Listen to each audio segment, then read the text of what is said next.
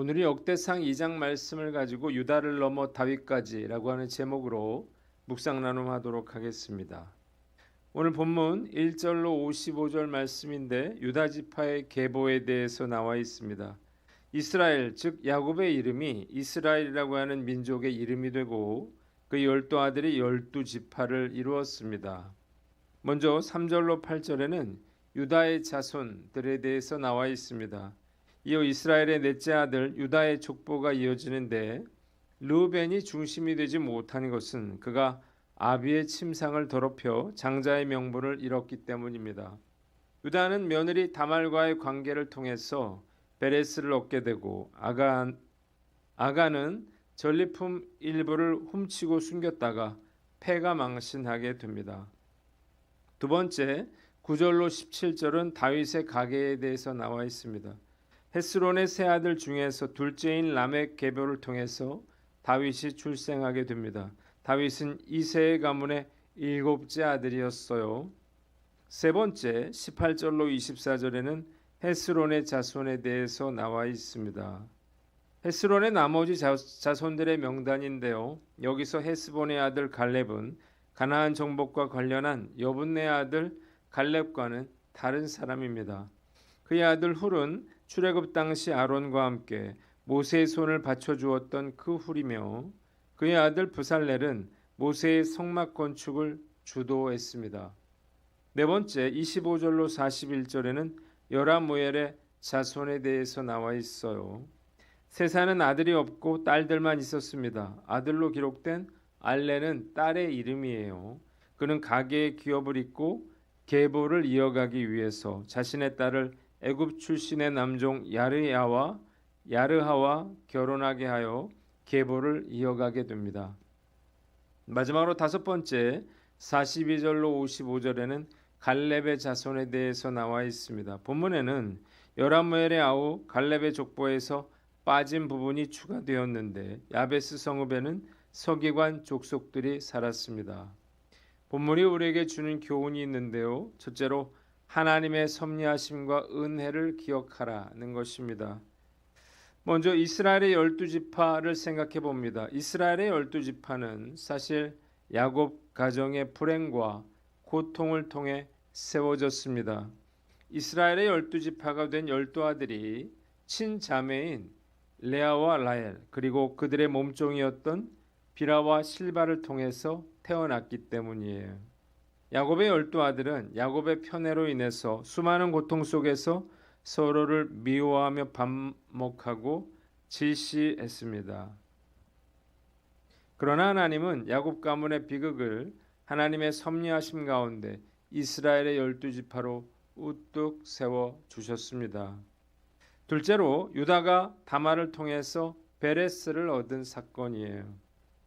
유다는 가나안 사람 수아의 딸과 결혼해서 아들 셋을 낳았는데 장자엘은 하나님 보시기에 악해서 후사 없이 죽었고 그의 동생 오난 또한 죽은 형의 아내를 취하여 형의 대를 이어주어야 할 책임을 가졌음에도 불구하고 그 자손이 자신의 후사가 되지 못함을 알고 땅에 설정하는 악을 행함으로 하나님께 심판을 받아 죽게 됩니다. 이에 셀라마저 죽을까 염려한 유다가 셀라를 그녀에게 주지 않자 이에 분노한 며느리 다말은 가문의 대를 잇는다고 하는 명분으로 창녀로 변장하고 상처한 시아버지인 유다를 유혹해서 단 한 번의 관계로 예수님의 조상이 되는 베레스를 출산하게 됩니다. 말씀을 묵상하면서 인간의 죄와 실수를 통해서도 하나님의 구원 사역은 중단되지 않고 선하게 이루어진다는 사실을 깨닫게 됩니다. 전적으로 하나님의 자비하심과 은혜 때문이죠. 제 삶 속에 일어나는 모든 일들도 실수투성이고 큰 의미가 없어 보인다 하더라도 결코 낙심하거나 절망해서는 안 될 것입니다. 선하신 하나님께서 하나님의 구원 역사를 통해서 어떻게 이를 활용하실지 알지 못하기 때문입니다. 저는 파주에서 교회를 개척한 후에 지금까지 한 교회를 섬겨왔습니다. 사역을 좀 더 잘했더라면 좋았을 텐데요. 저의 부족함과 한계로 인해서 교회는 여전히 작은 교회로 머물러 있습니다. 그러나 저는 낙심하지는 않습니다. 지금은 별로 볼 일이 없어 보일지라도 하나님의 구원 사역과 하나님의 나라를 확장시켜 나가는 일에 분명히 쓰임 받고 있고 앞으로도 쓰임 받게 되리라 확신하기 때문입니다. 오늘 말씀 앞에서 나는 어떤가 살펴보고 하나님께서 우리의 삶을 선하게 인도해 가실 것을 믿고 끝까지 포기하지 않고 오늘 우리에게 맡겨주신 사역에 최선을 다하시는 저와 여러분들 되시기를 바랍니다. 두 번째는 부끄럽지 않은 삶을 살아라는 것입니다. 유다의 족보에 등장하는 많은 사람들의 이름을 보면서 그들의 살아온 삶을 생각해 보게 됩니다. 성경은 그들의 삶을 있는 그대로 기록하고 있습니다. 잘한 것뿐만 아니라 부끄럽고 숨기고 싶은 부분까지도 가감없이 그대로 기록하고 있는 거예요. 말씀을 묵상하면서 저의 모든 행동도 주님의 생명책에 자세하게 기록이 되어 있을 텐데 라는 생각에 두려움과 부끄러움을 느낍니다. 주님 앞에 섰을 때 기록된 제 인생의 역사가 낱낱이 드러나게 될 것이기 때문이에요. 존경했던 목사님들이 돌아가신 후에 그분의 진면목을 보고 실망한 적이 적지 않습니다. 돌아가신 후에 그분들의 감춰졌던 흠과 연약함이 드러났기 때문이에요. 얼마든지 저도 그럴 수 있을 것입니다. 무엇보다 제가 두려워하는 것은 용두사미가 되는 거예요. 처음에는 다들 열심히 사역하고 믿음의 본질을 거르려고 노력하지만 나이가 들면서 변질이 되어 돈과 명예와 성공을 쫓고 성적 타락으로 인해 곤두박질 치는 분들이 적지 않습니다. 나이가 들면서 그분들이 왜 그렇게 됐는지를 이해할 수 있게 됐습니다. 그리고 사실 저도 솔직히 자신이 없어요.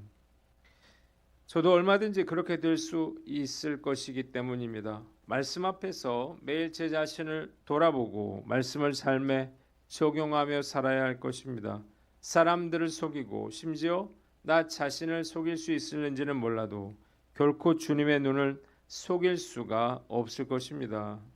오늘 하루라도 제 인생에 부끄럽지 않은 하루로 기록될 수 있도록 최선의 노력을 다할 것을 다짐해 봅니다. 마지막으로 맡겨주신 사명을 감당하라는 것입니다. 유다의 족보를 살펴보면 아간과 같이 이스라엘을 위기에 빠뜨린 자도 있지만 출애굽 당시 아론과 함께 모세의 손을 받쳐줬던 훌이나 모세의 성막 건축을 주도했던 부살렐과 같은 사람도 있었습니다. 정치적으로 통일 왕국의 기틀을 확고히 다졌을 뿐만 아니라 제도적 또 종교적으로도 뛰어난 업적을 남긴 다윗이 있었고 또한 가문 대대로 하나님의 말씀을 필사하며 살아온 사람들도 있었습니다. 다양한 사람들이 각자의 은사에 맞게 하나님께 쓰임 받았음을 알게 됩니다. 하나님의 일에는 경중이 없습니다. 모두 다 중요한 거예요. 때문에 하나님께서 저에게 맡겨주신 일이 작은 일이라 하더라도 불평하거나 원망하지 말고 맡겨주신 일에 최선을 다하는 것이 중요할 것입니다. 그런데 많은 분들이 다윗처럼 크고 위대한 업적을 남기고 사람들의 이목을 끄는 중요한 일만 하고 싶어 합니다. 매우 잘못된 생각이에요. 유다 족보의 수많은 이름 중에 우리가 알지 못하는 이름들이 허다해요. 다윗은 그 많은 사람 중에 단 한 명의 사람이라는 사실을 알아야 할 것입니다. 교회에서도 마찬가지예요. 목회자들뿐만 아니라 많은 성도들이 폼나고 중요한 일을 하고 싶어 합니다. 매우 잘못된 생각인데요. 중요한 것은 제가 하고 싶은 일이 아니라 제가 해야 할 일을 하는 것일 것입니다. 그래야 하나님이 기뻐하십니다. 저도 마찬가지예요. 정말 힘들고 어려워서 아무도 하려 하지 않는 일을 어떤 성도가 맡아주었을 때 너무나 고맙고 기쁜 마음이 듭니다. 오히려 이런 일을 하면요, 기억을 해두었다가 칭찬해주고 싶은 생각이 듭니다. 잃어버린 영혼을 구원하여 제자 삼는 사역은 결코 쉽지 않습니다. 그런데 하나님은 바로 이 일을 저에게 맡겨주셨어요. 정말 눈에 보이는 열매가 적은 일이지만 제가 할 수 있는 한 최선의 노력을 기울여야 할 것입니다. 지난 22일 전도 집회가 끝난 후에 하나님께서 매주 새 신자들을 보내주고 계신데 새가족 성경 공부를 통해서 한 사람을 제자 삼는 일에 최선의 노력을 기울일 것을 다짐해 봅니다.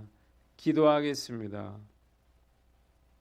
하나님 아버지, 하나님의 섭리하심과 은혜를 기억하고 부끄럽지 않은 삶을 살며 맡겨주신 사명을 감당케 하여 주시옵소서.